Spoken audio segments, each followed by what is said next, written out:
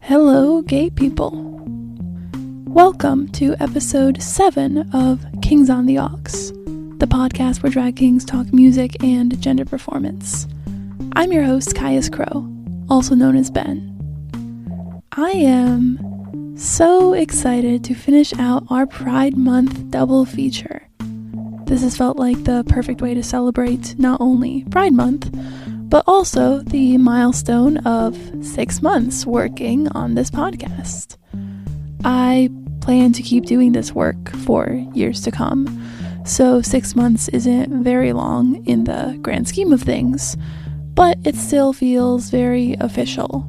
Like, I get to put this on my resume now. Wonderful. Before I introduce my next guest, I'll also share another official announcement. This show has its own Instagram now. It's very easy to find at Kings on the Aux, no dots, no underscores. Being this far into the podcast, it felt appropriate to create a dedicated space just for content from the show, separate from my other drag-related content. So far, it's all episode promos. But I have plans to share things like clips and transcripts and maybe even video content. And I would love to see this show reach listeners who don't necessarily know me as a drag performer. So, if you're enjoying this project, please give us a follow and tell your friends. This episode, I sat down with the newly crowned Mr. Nice Guy of Kingpin Season 2, Rocky Switch. As we mentioned early on in the episode, Rocky is my first guest to come in from out of state for his interview. He really went out of his way to talk to me, and then he was such a good sport as I repeatedly got us lost on the way to the studio. That was embarrassing for me because I've used this same exact studio before. But he was very reassuring and kept a great sense of humor. And then, once we got settled in, he took a lot of this episode to hype up the artists he cares about. So, he's clearly Mr. Nice Guy for a reason. I really loved this conversation.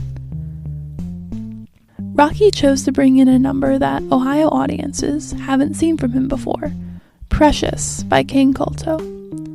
It's a symbolic and vulnerable performance dedicated to his transition, his coming out experience, and his relationship with his mother.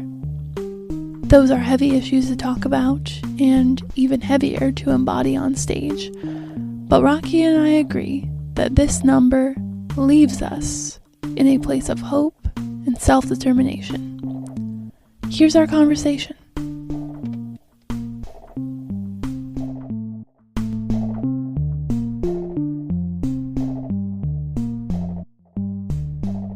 Thank you for coming to talk to me. Of course. I did make the drive up from Buffalo, New York. I was very excited to get asked by Caius to do this podcast, so I did in fact drive up here. Yeah, literally. How long is that drive again? It's about 3.5 hours. Yeah. 2 states you're going through. I start in New York, I go through Pennsylvania, and then I end up in Ohio. Definitely quite the trek. I really appreciate that. I'm really impressed by that. And it also represents a pretty big milestone for the podcast. You were actually my first out-of-state guest. Yes. Wait, I love that. Wait, that's iconic. It's definitely worth the trip too, because I get to visit friends and, you know, see some of the people that I performed with here and whatnot. So it is also very much so worth the trip for many different reasons. I'm so glad. Yeah, there's a lot to get up to around here, a lot of good friends. Exactly. Yeah, no, for sure. I have definitely been eating a lot of food and just chilling out. Just chilling out, basically. Perfect. So, since you came all the way from Buffalo, can you tell me a little bit about what the drag scene is like there?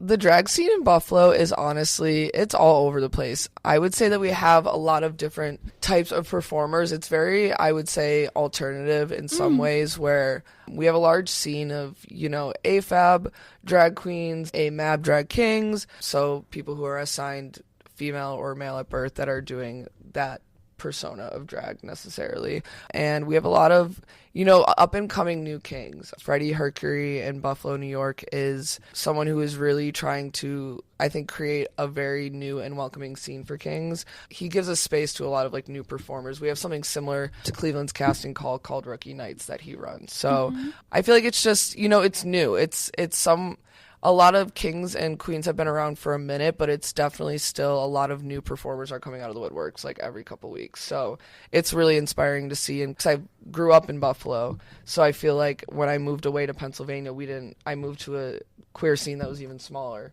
So I feel like coming back to Buffalo and seeing, almost this like new age, new era of drag king and queens and things is just, it's really cool to see. It's very alternative. It's very new and it's very individual. Everyone is very much their own unique individual in Buffalo for sure. Everyone has their own style of drag and art that they put on the scene. It definitely sounds very diverse. And you've told me before about Rookie Nights and how there are opportunities for kings there, which is really awesome to see. Sorry, the computer noise made me laugh. Sorry, keep going. I'm so sorry. No, you're okay. That, right? we can edit that. Don't worry. It's you know what I can do? I'm pretty sure that I can turn off the speaker audio. Let me just make sure that when I turn off the speaker audio, the microphone still works. My ADHD brain, I'm like a goldfish. Okay. I hear noise. You're so okay. Okay, I think that it's still working, and I've turned the sound off, so there will be no more funny noises. To be clear, you cracking up on the microphone is fine. Like Perfect. it's very wholesome. I'm sure people love it. Love. But if you feel distracted by the system noises, there will be no more system noises. Thank you. I appreciate it. Not me being a diva. You deserve it. You've proved yourself. That's funny. I appreciate that. Sorry, you were saying about Rookie Nights. Yeah, so tell me a little more about the spaces and opportunities that there are for kings, specifically in Buffalo. So, I think the kings scene in Buffalo is still very new. You know what I mean? Like, I feel like I've been watching some of the queens there. I won't name who, but I've been watching some of the queens there since I was 18. So, like, I'm 25 now. So it's been, That's a while. 7-8 years that I, started seeing them before I even knew who they were. And now I'm working with them as a 25-year-old. But I feel like the king scene is still a little fresher in Buffalo, but Freddie Mercury, like I mentioned before, he's been around for a couple years and he is very much leading the charge of providing new spaces for kings. So he has Rookie Nights, and it's 4 new kings things or even queens now can compete in Rookie Nights, and they will win they win the Rookie Nights. They get knighted by Freddie that night. He has like a really like a rhinestone sword. I love it. That's amazing. And he knights them that night if they win. So I have to ask, is Freddie Mercury's rhinestone sword cooler than the Rizzler's sword? The Rizzler's sword is a real sword. It's in fact it can it can be painful. It can do damage. It is a real sword. I think they're both very special in their own ways, but I think the Rizzler's is definitely more terrifying because it doesn't have the dullness of there being stones on the edge of it. But and then also if you win at Rookie Nights, you win a spot in a future show at Underground Nightclub. So that's more of our nightclub quote unquote main stage booking where you are, getting paid for that booking, whereas Rookie Nights is more of an open stage competition. So if you win Rookie Nights, you get to work with different kings, queens, or things on the next show. And you don't always, I don't know if they always know what show they're going to be on, but the hosts do a really good job at Underground of making the rookies like feel welcome in the space. And it's usually a really good opportunity for them because they, it's fun to get to perform at a nightclub and actually get paid from the door and not just do the open stages all the time, Yeah, it sounds like a similar format to some of our open stage competitions. I'm glad that opportunity has helped to sort of revitalize things. Yeah, and Freddie just does such a good job. He also has like different like workshops where he'll bring the more experienced, I guess you would say, like kings and queens in and do like wig workshops. He'll do sewing workshops, movement workshops for like choreography and dancing. He does a really good job at providing spaces for all types of performers in Buffalo to be able to learn and grow and get better at their craft. Yeah, that sounds like really awesome support and mentoring that you have access to. Yes. Which reminds me, tell me a little bit about your drag family, because I know that you have a very talented and very supportive drag family. Yes, so I'm we call ourselves the House of Bishop in Buffalo, New York. Our drag mother is Tara Bishop, and then I also have a drag dad or drag daddy, some call him, Lex. Hello? And Lex.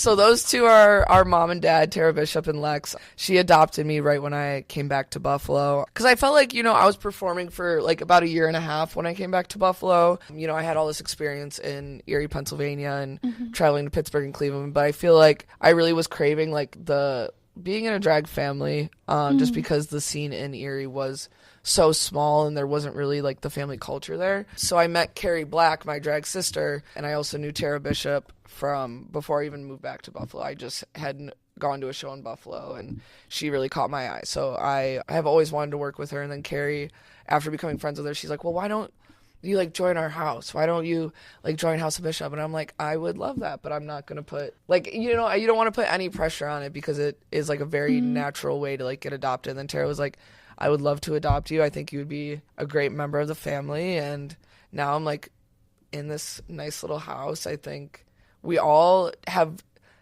I would say, similar styles of drag, but we're still all very like different in what we do. And I've just gotten so close with like my sister Carrie Black. Like it really has been an amazing experience getting to know her and just having a sister in and out of drag, it kind of feels like. I've really loved seeing your house both on social media and in person a little bit, because didn't some folks come to support you at Kingpin? Yeah, so Carrie actually came to the finale weekend of Kingpin when Throb, Creme, and Riley were judging, and Pound Cake and Abel and all them.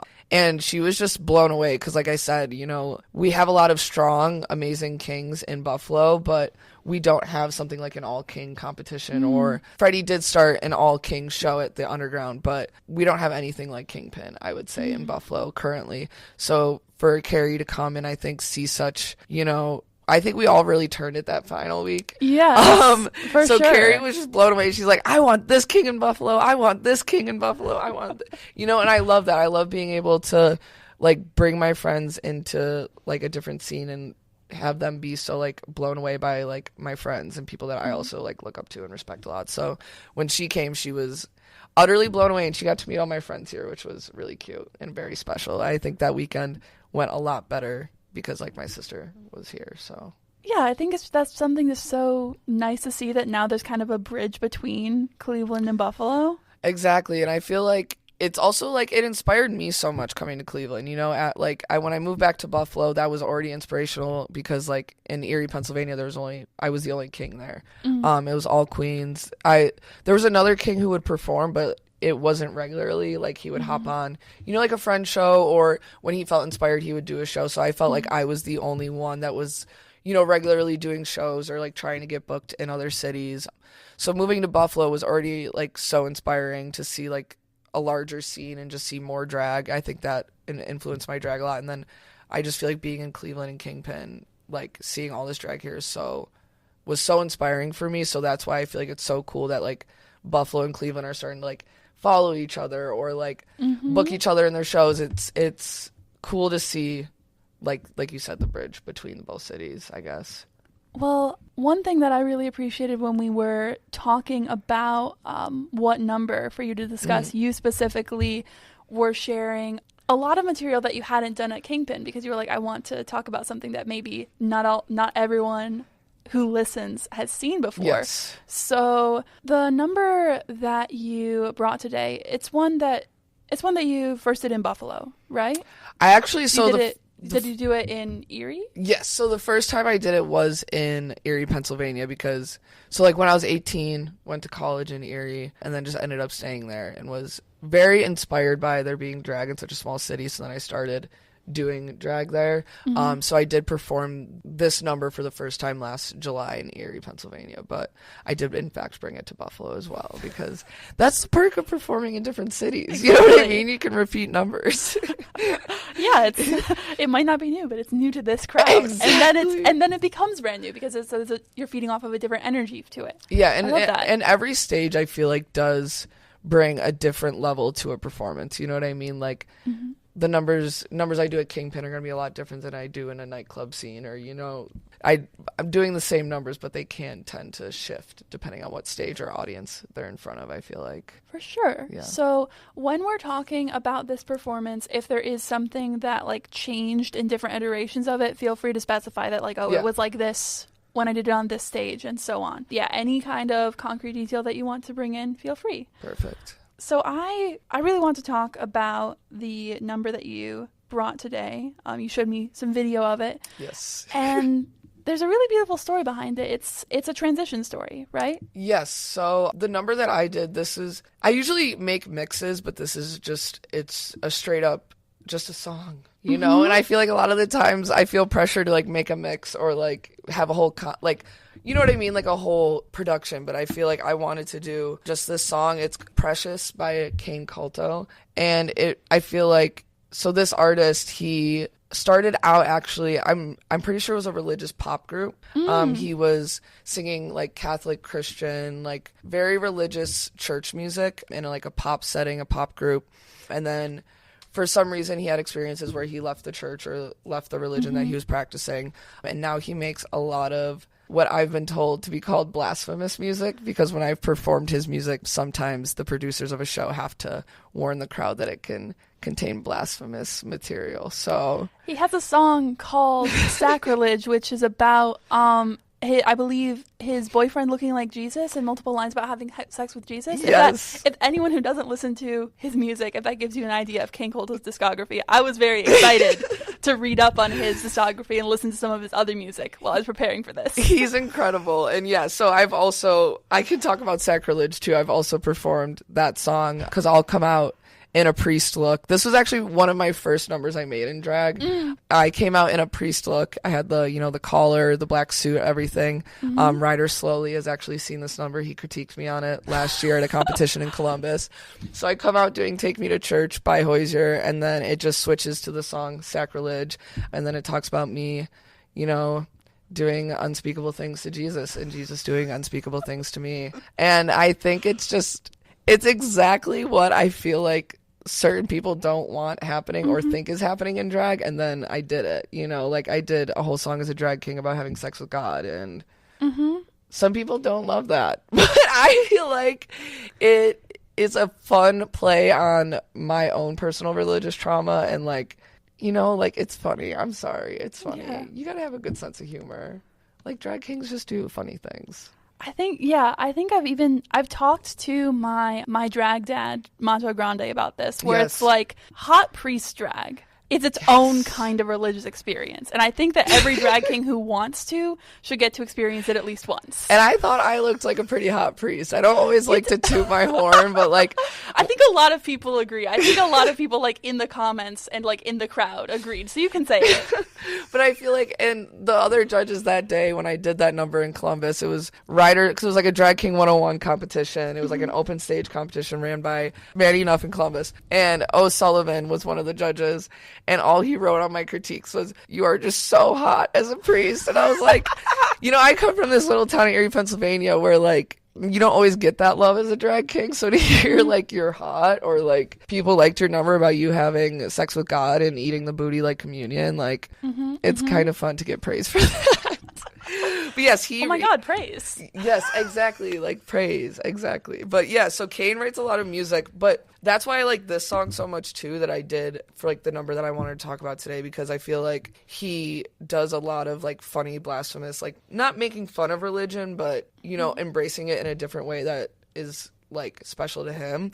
But this song is like on his more serious side of his discography. So that's why I feel like I really liked it a lot. Definitely. So why don't we start from the song? What kind of connection did you feel to the song and the lyrics for telling this story? So I feel like I picked this song. It's called Precious by Cain Culto, because I have had a lot of own internal struggles with like my gender, and also coming out to my mother about, you know, what I was experiencing with my gender, even from the age of 16 when I first wanted to wear quote unquote men's clothing, quote unquote, because the clothing does not have gender. Correct. But back in the day, you know, I had to come out as like someone, as a lesbian who wanted to wear like a tux to prom, you know, because I just knew my mom was going to have an issue with it. And then as I got older and started realizing, you know, I'm definitely not cis, definitely not a cis woman, definitely not that.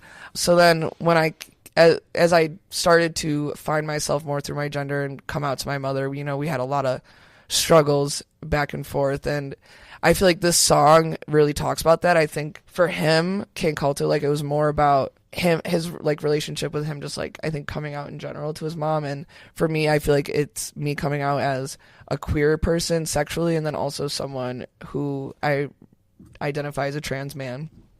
And this whole song is about him like not wanting to hurt his mother because of who he is, but also still having to be true to himself. And if that means hurting her in the process, that's just like something he has to do. But it's a internal struggle for him. And I feel like also for me, after reading these lyrics, where it's like you don't want to hurt someone you love so bad, but it's also hurting you if you don't stay true to yourself and live your truth, as I like to say. Yeah.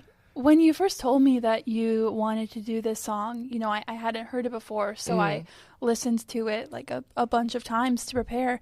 And it does, like, even without seeing the performance and even without knowing the song already, it was really emotional, because the whole thing is, I hear it as like the speaker is like pleading with his mother. And then you have that together with a sound that, you know, it's like you said, it's different. It's a little more stripped down than a lot of his other like kind of more party tracks. More like camp, as we like to say. More camp. His like club camp satanic rap blasphemy music. I love it. But then yeah, this is the more like serious emotional side of his music, I feel like. Yeah, it has this really like, even though it's still like electronic, it has this like really kind of like dreamy soundscape, and then there's like single piano notes that keep repeating, and it's just like it's really beautiful and really like vulnerable and sad at the same time. Like I can barely like listen to it without getting like choked up about my own experience as being a transmasculine person. And I think like as a queer person in general, like I feel like most of us sadly have had the experience where our coming out has affected someone in a negative way, even though it shouldn't. You know what I mean? Like one of my friends told me you can never say the right thing to the wrong person. And I feel like that's what this song is like struggling with, like too, where it's like, I'm not saying the wrong thing, but it's still hurting you. You know what I mean? Yeah. And I can't understand that because like, I don't want to hurt you, but at the same time, like, okay, I have to come out. You know what I mean? Like I have to live my truth. I have to be who I am. And I feel like that's just like my struggle with it, is like with my mom, like, you know what I mean? Like we were always so close growing up because like my parents weren't together. So I feel like that's why it was so hard to like, I feel like be dismissed by her in different ways when I came out, because it's like, I'm not even trying to make this a fight or make this an argument. Like I'm just trying to tell you who I am. Yeah.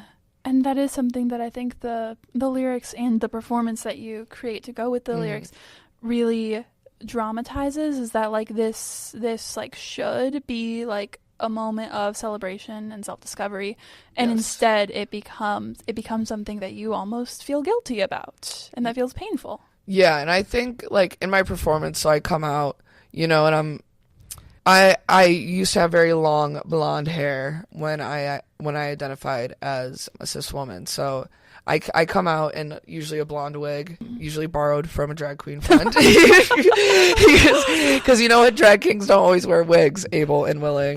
But so I come out in like, in my version of who I was before I transitioned. So like someone who didn't love wearing dresses, but I felt like I almost had to. So I come out wearing a dress. I come out wearing long blonde hair. And then, you know, throughout the number, I'm slowly taking off the wig. I'm taking off the dress, I'm taking off the boots that I'm wearing, and I'm putting on a more masculine outfit that I feel more comfortable in. And something that changed in between me doing the number the first time and the second time is that, first of all, the first time I did the number was outside and I had a coat rack and it was windy as heck. So everything was getting blown all over the place. Like, I'm trying to do this emotional number, but I'm also like low-key laughing because I just didn't think of like a coat rack standing in wind is obviously going to get blown over. But so I found this coat rack on Facebook Marketplace that has like a table on the bottom of it. So it's like half a coat rack, half a table. Mm-hmm. So it has more weight to the bottom of it. So that changed in between numbers because just in case I'm ever in wind again. And then I also, the second time around doing the number, I put a box. Didn't have needles in it, but a box where you would discard your testosterone. Yes, Sharps container. Thank you. I know about Sharps containers because I'm hypoglycemic, so I have to like check my blood sugars a lot. So that's really? how I came to know Sharps containers. But you know, it's fortunate to like be a transmasculine person and already know about Sharps containers. Yes. You know. Do you check through your finger pad? Yeah, I have a glucometer. It's actually my glucometer case has a Throb Zombie sticker on it right now. Wait, that's iconic. Yeah, that I got from him at the Kingpin finale, which keeps coming up. But I carry a glucometer with me everywhere, and I've got my little lancet, and I have absolutely tested my blood sugar at the club, like on a little side table, because you have to. Sometimes I'm you feel at the like club going testing down. my blood sugar, and what? Like, don't look at me if you're bothered by it. Actually, I'm staying safe. Yes. Do look at me. Let me show you how to safely check your blood sugar. That's Come on honestly now. iconic. You gotta take care of your health, and if you're willing to like go clubbing and be able to do that, that's iconic. That's like Thank you. That's king behavior. Like we check our blood sugar at the club, and what? Chronically ill king. Exactly. Yes, chronically ill king. But you were saying there's a Sharps container in this number. So I started like on the shelf because the first time I didn't have a shelf. I just had the coat rack. So this was nice because I had half coat rack, half shelf.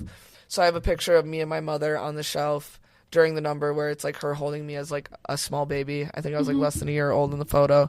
And then also the Sharps container to represent, I'm someone who does the intramuscular, I think that's what it's called. Yes, intramuscular injection. Intramuscular injections into my leg.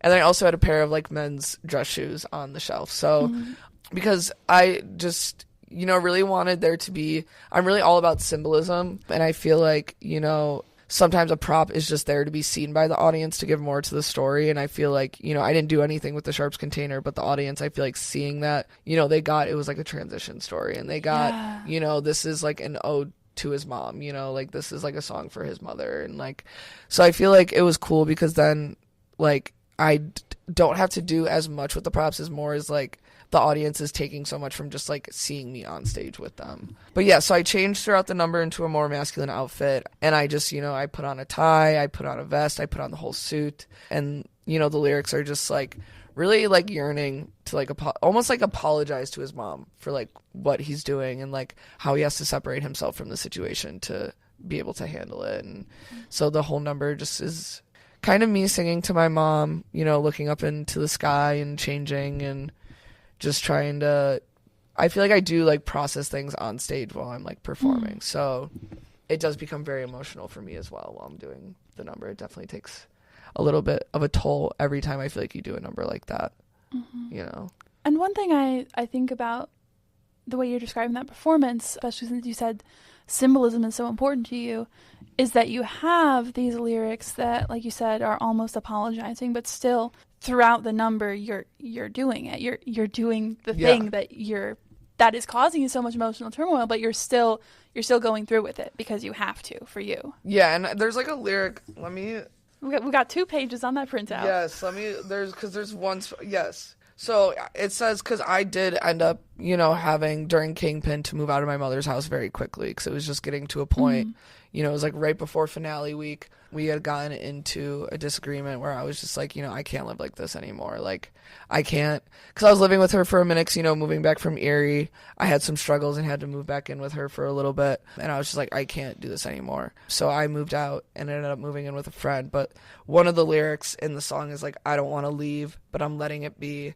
We'll see eye to eye in the glory. And I feel like, that is kind of like, because when I like left, like I really haven't like talked to her since, and that was like a month and a half ago. So I feel like those lyrics are like, this song like just I feel like keeps coming back to me and my mom, like as the situation progresses between me and her. I feel like I can relate more and more to this song. So like leaving, I think for me was like, letting it be like, I can't handle this anymore. We're not going to agree right now. That is clear, and I don't want to ruin our relationship beyond repair. So I'm going to leave, and when we can see eye to eye, like I'll come back. But yeah, I think this song is just, it it almost feels like he like went into my brain and wrote this song. So Yeah. it's kind of crazy sometimes when you hear the lyrics, you're like, oh, okay. Ooh. Yeah. Ooh. Let me take a step back for a second. And those can be some of the most powerful numbers to do when it does feel like it's like directly representing something that happened to you. First of all, I just want to say, like, I'm sorry that happened at such a busy time too. I mean, I'm sure it's never a good time to have that kind of falling out, but especially when you were in the middle of so much. Yeah, I think like it was the right time for it to happen though, because in general, the Buffalo community is so unbelievably supportive.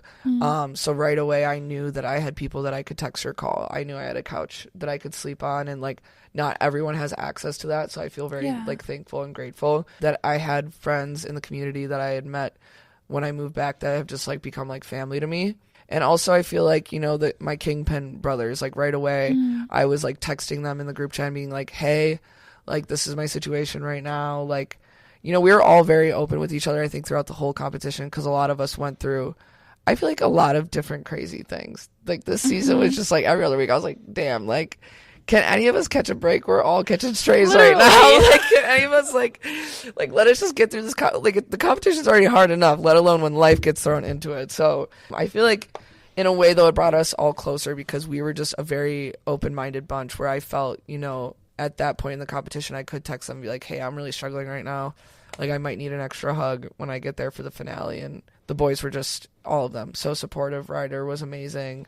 I just felt very appreciative that I almost had like 2 communities looking after me during that time. So I was full of love, and it was a much easier transition for me moving out of there than I thought it would be. Yeah, I think that's a healthy way to think about it, that you had more people in your corner because of when it happened. Exactly. And I think like that is one thing I really attest to, like the Buffalo community in general, is like I feel like this community in a lot of ways has just been through so many like ups and downs in the last year or so, and like the Buffalo community is just so resilient. Everyone rides for each other. Like, like even if you're not super close with someone, if you find out that they're a performer, like we're riding for them. And I think it's just been really beautiful to see. Like, I think moving back to Buffalo from Erie was one of the best decisions I could have made. And I'm just so inspired and obsessed with every single person in that community. Like, that's the thing, is like I'm a drag performer, but I'm also a fan of drag. So I'm at like every show every weekend. Like,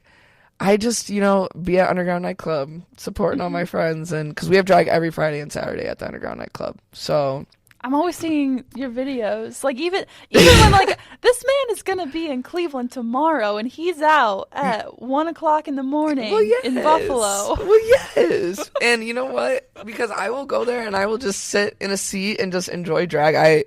I just, like, it's so, like, every time I go and see a drag show, I'm inspired by something. Or, like, I'm just, like, my astrological sign is I'm a Cancer, so we're known for being crybabies sometimes. So I feel like even some nights I'm like, I'm just gonna cry because I'm just so obsessed with like my friends that are performing, these out of town performers that will have come in. Like, it's just very inspiring to be able to like see the drag, and then also like I feel very thankful and grateful that we have drag every Friday and Saturday, like, because not every city has that. So it's fun.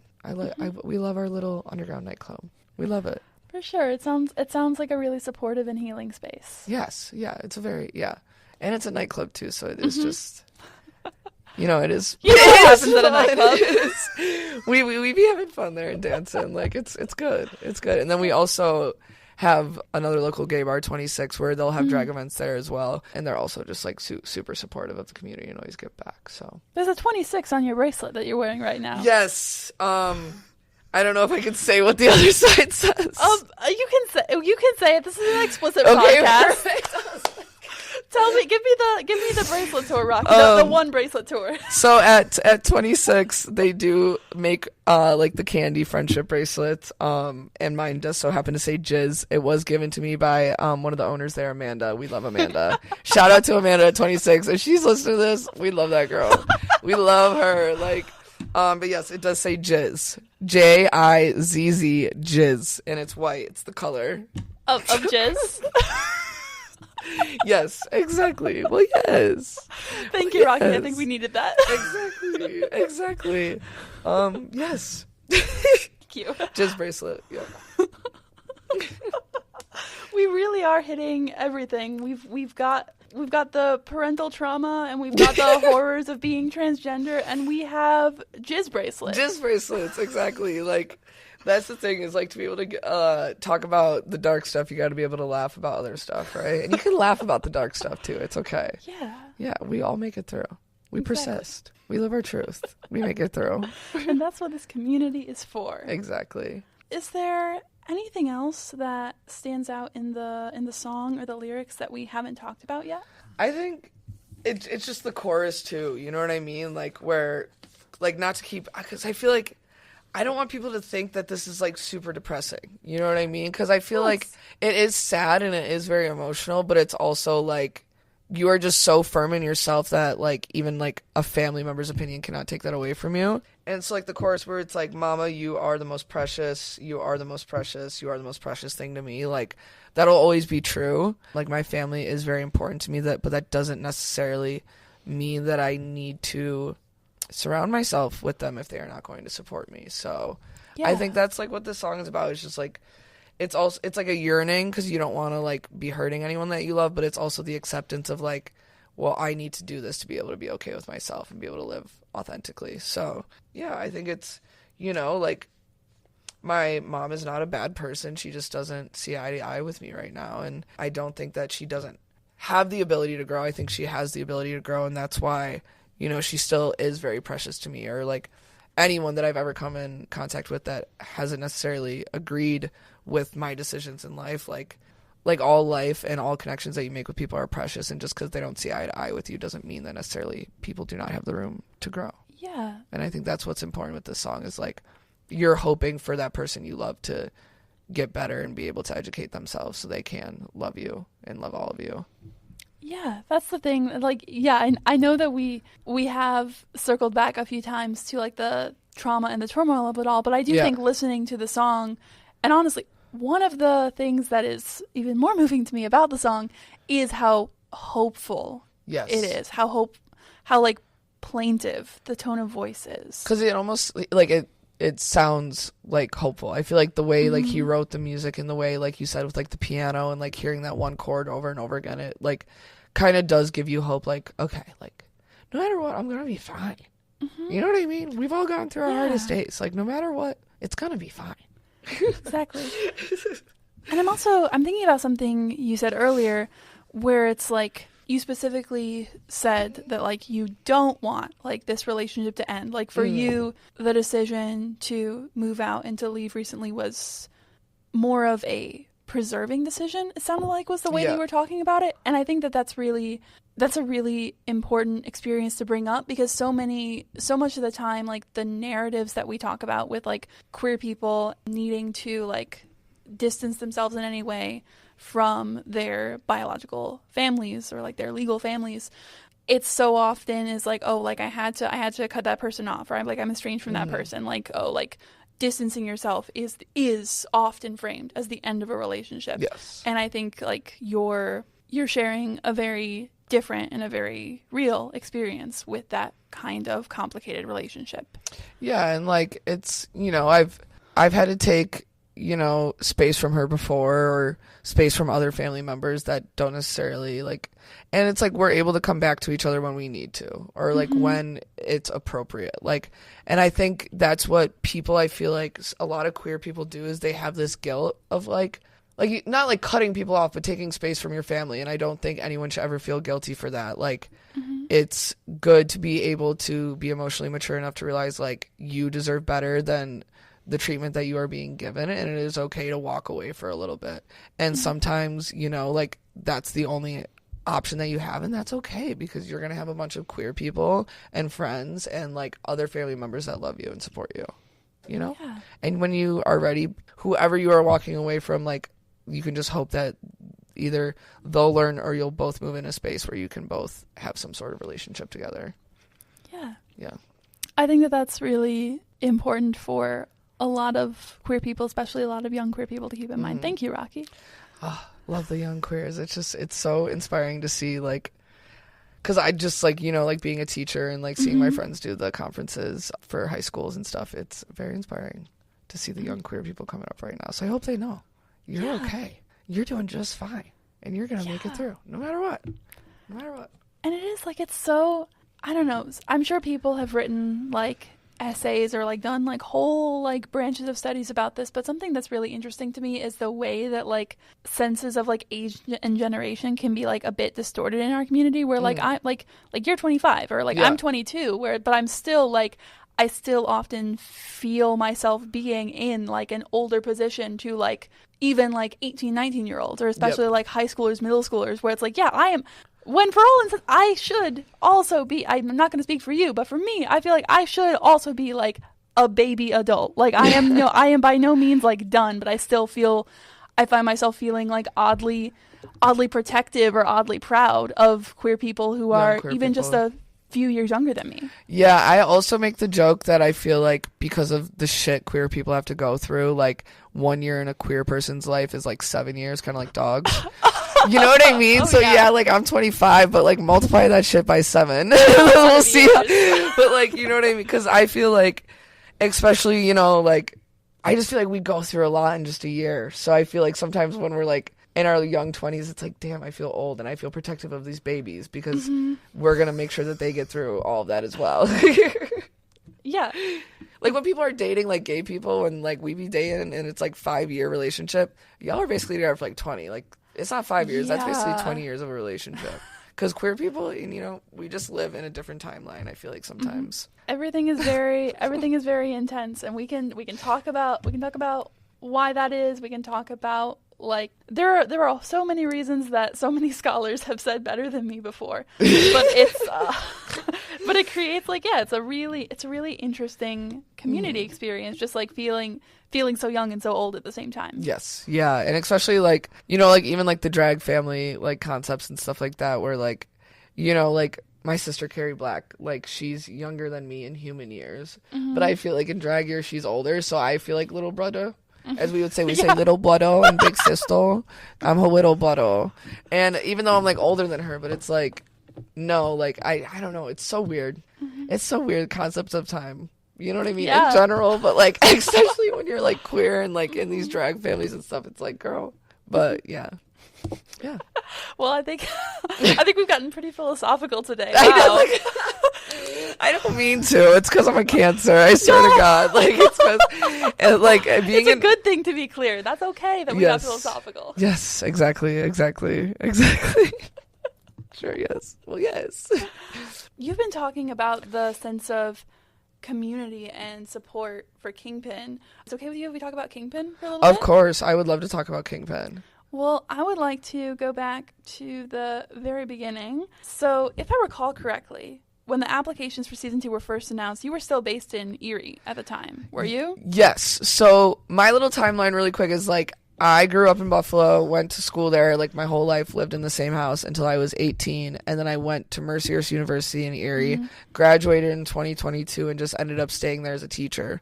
So I taught there for about 3 years. I led a classroom with students who were diagnosed with emotional disturbance. And during that time, I also was going to a lot of drag shows in Erie. And I just got really inspired by there being such, even though it was small, it was mighty.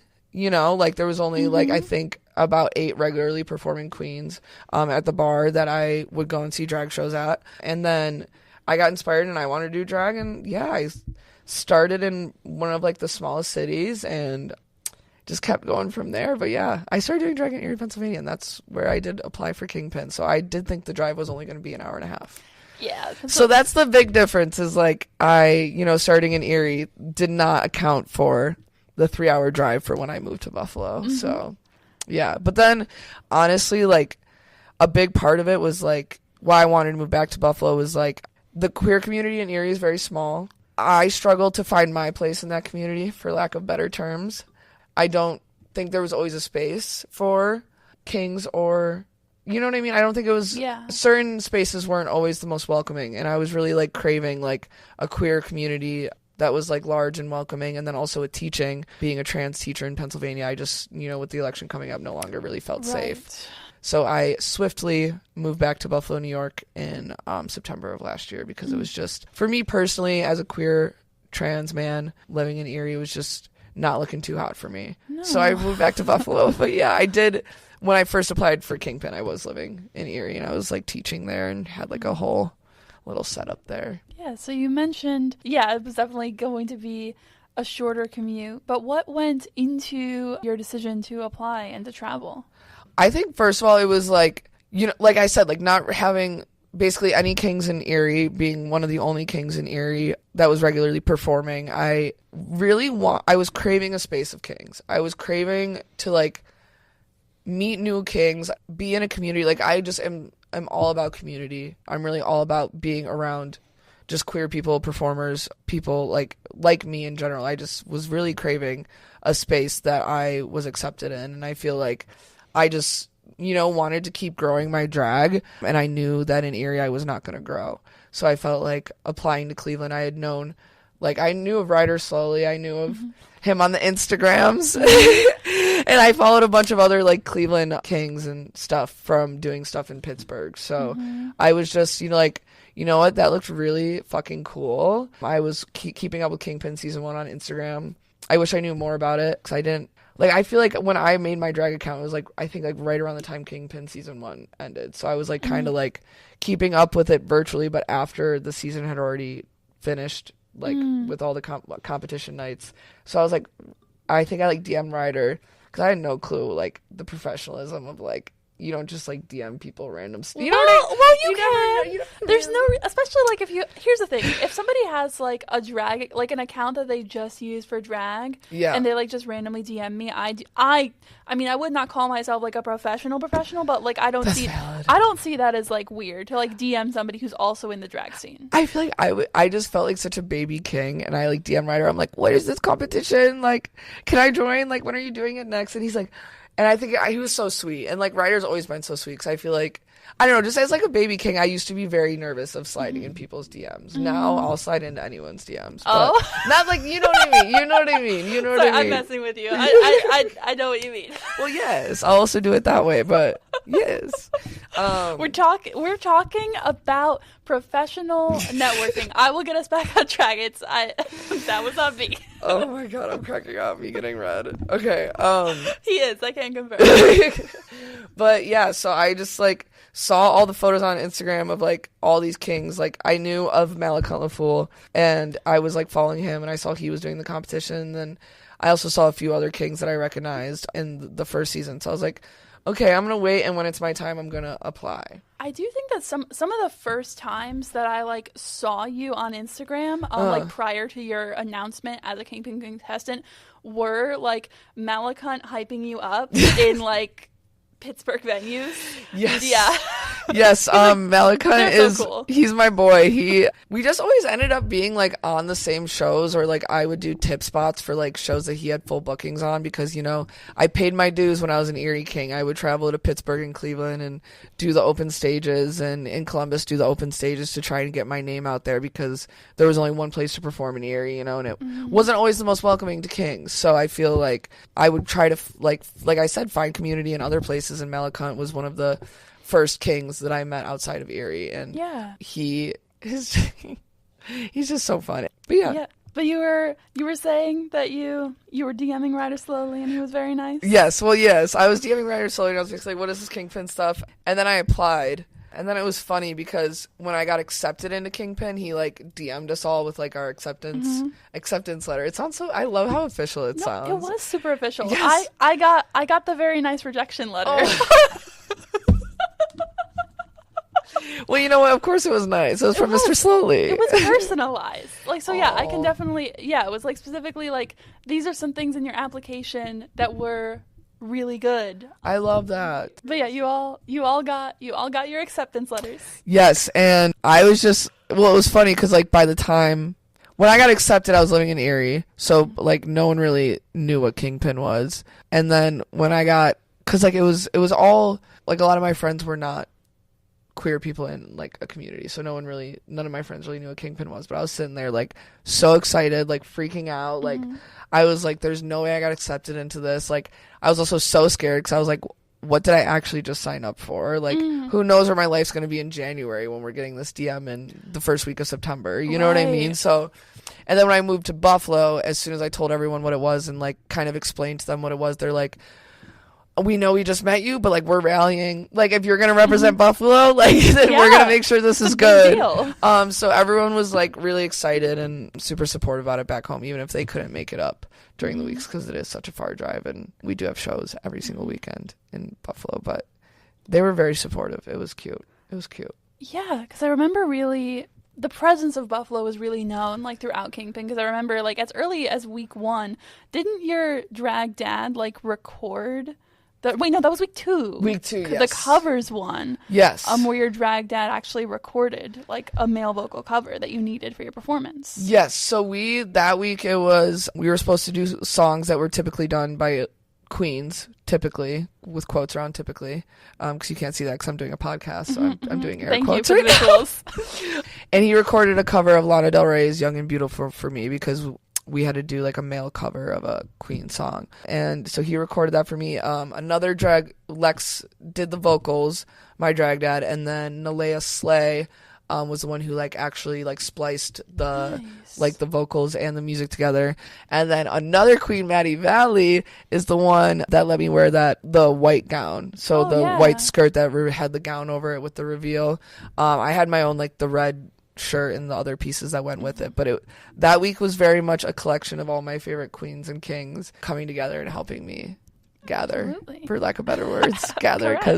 But yeah, no, I'm like so thankful for him for that, because I thought it was really cool. I thought I was like the only one who kind of like made like my own mix that week, and I really wanted to like do something that was like special and heartfelt, and the love of my life, Pineapple Honeydew, was hosting that week, so I wanted to show out for her. Yes. Can we talk about the love of your life, Pineapple Honeydew? That was a joke. I can't claim that on a podcast. That is not true, but yeah, I am a huge fan of Pineapple Honeydew. Okay. And I was very much so fangirling to be performing in front of her, because in Buffalo, you know, like we know her from seeing her on the reels. We don't know her from living in Cleveland. Like a lot of my friends were like, Pineapple Honeydew's judging this week, like that's crazy. I'm like, girl, yeah, like she's like from Cleveland, like, you know what I mean? But she is like one of our hometown heroes, and like I'm sure that like everybody says this, but I want to stay on the record that I did know Pineapple Honeydew before she got TikTok famous. Exactly. I have been going to casting call. I occasionally competed in casting call before Pineapple got TikTok famous. I love that. Wait, I love that. Yeah, no, because a lot of people in Buffalo were like, when I posted the photo, like I posted a photo of us together on my story when she was judging, and everyone in Buffalo was like, oh my God, you got to meet Pineapple? And I'm like, yes. Yeah. Like she's really cool, and she does a lot of local stuff. Like, yeah. She like is constantly, I feel like, doing like a lot of things for the community in Cleveland, so it's super cool. She is a woman of the people, and she is a big supporter of kings too. Yes. I love Pineapple so much. She has 2 drag king sons. Yes, Dean's one of her sons. Dean and Bowie Prime are her sons. Okay, I love that. Yeah. And because I've mentioned she's not a king, but I do want to mention Bruschetta, because especially since she was just in a show that I hosted. I love Bruschetta. Gotta cover my bases. Exactly. You gotta cover your bases, as one does. That's very professional. Back on professionalism. We're so good at professionalism. We've only made like 7 sex jokes. Yes, only. In this recording. only. All consensual. Exactly. That's what's important. I'm cracking up. But yes. That was week 2. I love ADHD. Right? Yeah, because ADHD, it's the ADHD autism communication. Like it's working in our own way. Yes. We're bringing it back. Exactly. We've got it together. Exactly. So, do you have, and this is a question that I know may be hard to answer, so I'm qualifying it a little bit. Deal. Do you have a favorite moment or collection of moments from the competition? I think one of my favorite moments was, wow, that's so hard. I think one of my favorite moments was, first of all, when we all just like met each other, because like thinking back to it, like we were all so awkward, like because we had to like meet in person. I'm pretty sure, because I have the memory of a goldfish, but I'm pretty sure Tyson, You do. When you just say Dyke, it sounds so bad. You were a little slow on that last name there, Rocky. Usually I just call him Dyke, but if you're just saying Dyke without context, it's like... No, because I remember the first time I performed with him, it was at Speak of the Devil. Malakant LaFool was hosting their Cirque du Tarot show, and I was there doing Three of Swords. Dyke...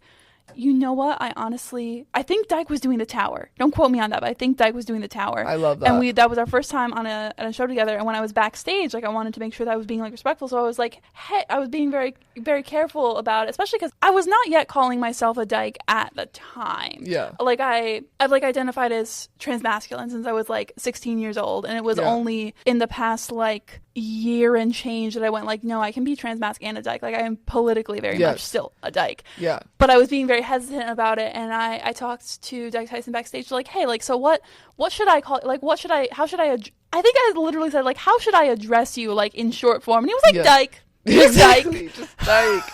But that, I feel like that was one of my favorite moments because it was just like, we were all so awkward, like Ryder was going over the rules with us, like it was so cute. And then I feel like, I don't know, just like every single week, like being backstage with them, like all of us were like always helping each other, always checking in on each other. Like it was just truthfully like such a beautiful experience. And it really did feel, in my opinion, very brotherly. Like we were all like backstage helping each other, and like, you know, developing the connections with the people that I did was definitely probably something I'll like take away from Kingpin forever, because it was just such a beautiful experience. And I'm not gonna lie, like the last week doing the, you know, Freddie Mercury look from I Want to Break Free, that was probably one of my favorite moments in drag. Because I don't typically wear heels. I don't typically wear wigs. Do you wear wigs?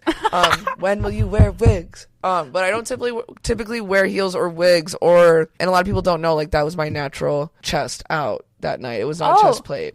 Because I have not had top surgery yet. That's impressive. I want top surgery. I didn't know that. Yeah. A lot of people thought I was wearing a breastplate. No, those were, so I just wanted to be like how it said, like I want to break free. Like that last week of Kingpin, I was like, you know, because the points were accrued, I knew I was not winning, you know, because they're, you know what I mean? Like I just wanted to have fun. Because Rizzler sweep. Yeah, the Rizzler sweep, as he should. But I wanted to do something that was fun for me.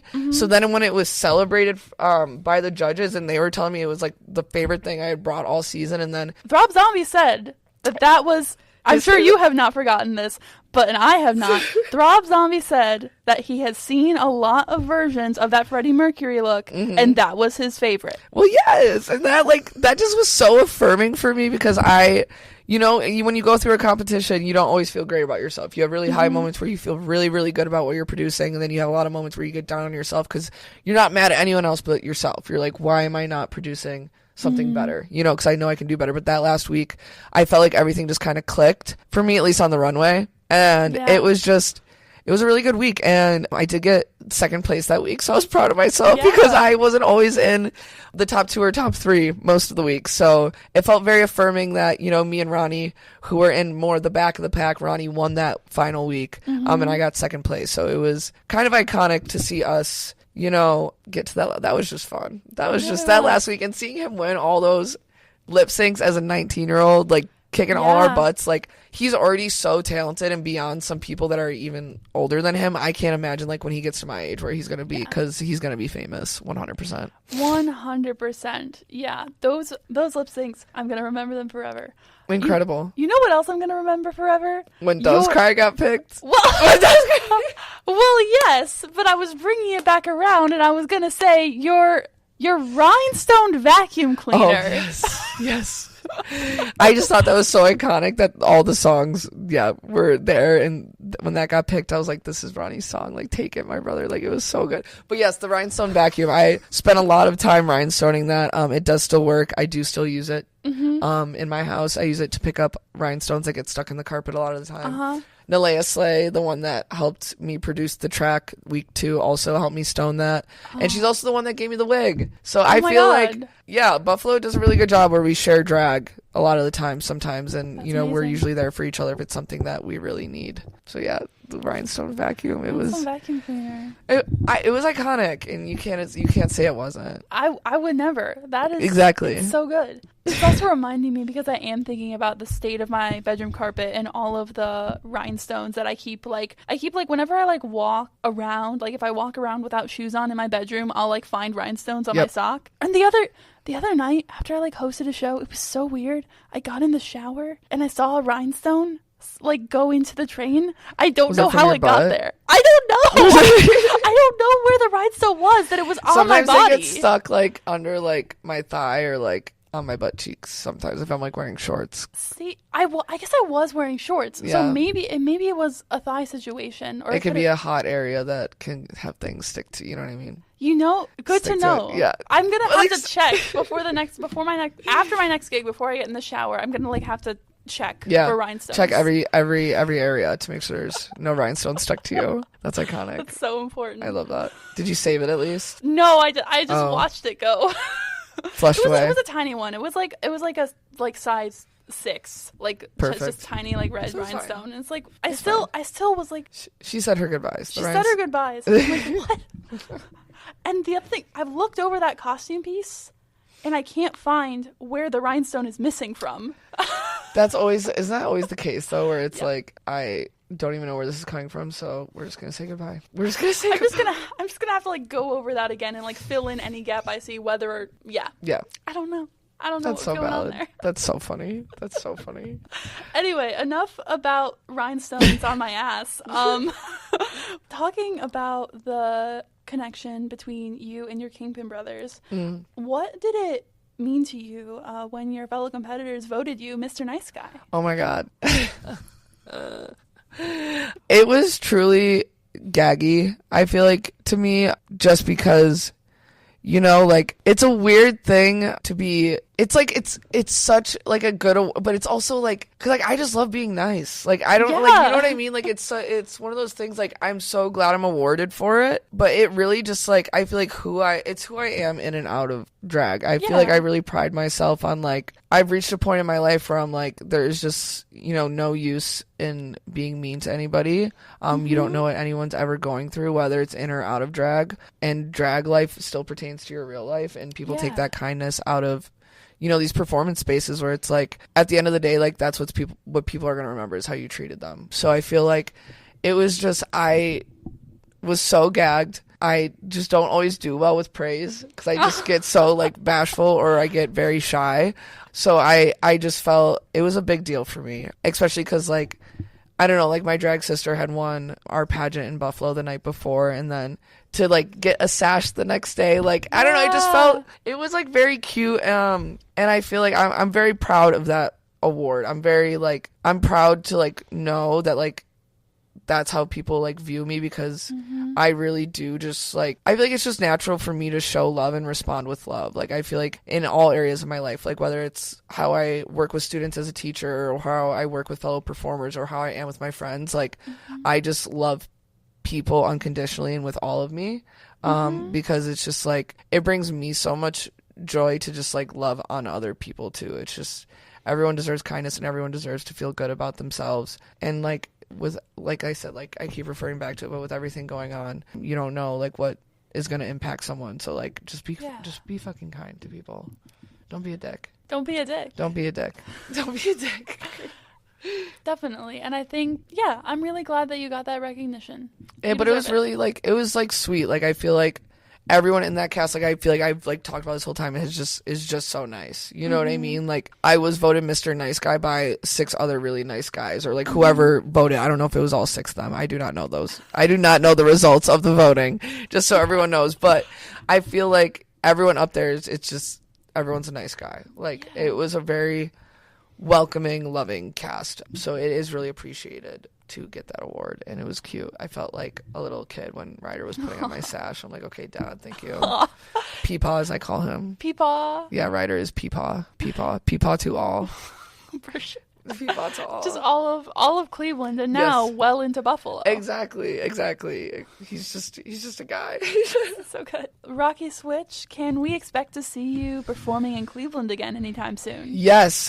I don't know if I'm allowed to, it's gonna be a couple months. Well, in July I have Black Mass, actually. So you can tell me about that. So on July 7th, I will be coming up with a couple other Buffalo people, actually. One of the first people to ever book me in Buffalo, Marzipan. The first show I ever did in Buffalo, Marzipan booked me for, so they'll be coming with me. Evolution will be coming with me, and Carrie Black, my drag sister. So nice. We will all be coming up for Black Mass on July 7th, and that is going to be very exciting. And then in September, I will have a show here. I just don't know if I'm allowed to say, because they haven't announced the show.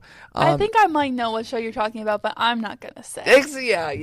We can once the camera's cut, once the mic's cut, we can talk about it. But we'll talk about it. But yeah, book me in Cleveland, please. I don't know if people know that I'm still willing to drive here. So I have like a couple things that I'm doing in Cleveland, but would love to. Yeah, I still really want to perform in Ohio, and I love the scene here, and I love to just come visit. So wonderful. Well, I cannot wait to see you around. Is there anything else that you'd like to share before we cut out? I think just shout out to Buffalo. Y'all need to come visit too. Underground Nightclub does amazing shows every Friday and Saturday. Everyone is always welcome in our space, and we would love to have some visitors from Cleveland if y'all can ever make it up to come see a show. Absolutely. We have good shows there. Wonderful. Well, thank you, Rocky, for your time. This of was course. A blast, and I cannot wait for everybody to hear this. Yes, I'm very excited, and I appreciate you for having me on. This was very fun. Thanks for letting me yap. We have a whole roster of D1 yappers here. Yes, D1 yappers. I went to Yap Academy. Perfect.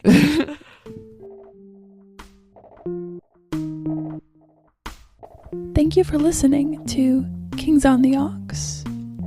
This episode featured Buffalo drag king Rocky Switch and was hosted by Cleveland drag king Caius Crow. You can find Rocky's looks, performance videos, and upcoming show dates on Instagram at rocky.switch. You can find me on Instagram at Caius Crow. That's C-A-I-U-S Crow. Questions, comments, compliments, complaints? Send me a message on Instagram at Kings on the Aux or email me at caiuscrow@gmail.com. I'll talk to you soon on our next episode. Thank you for supporting local drag.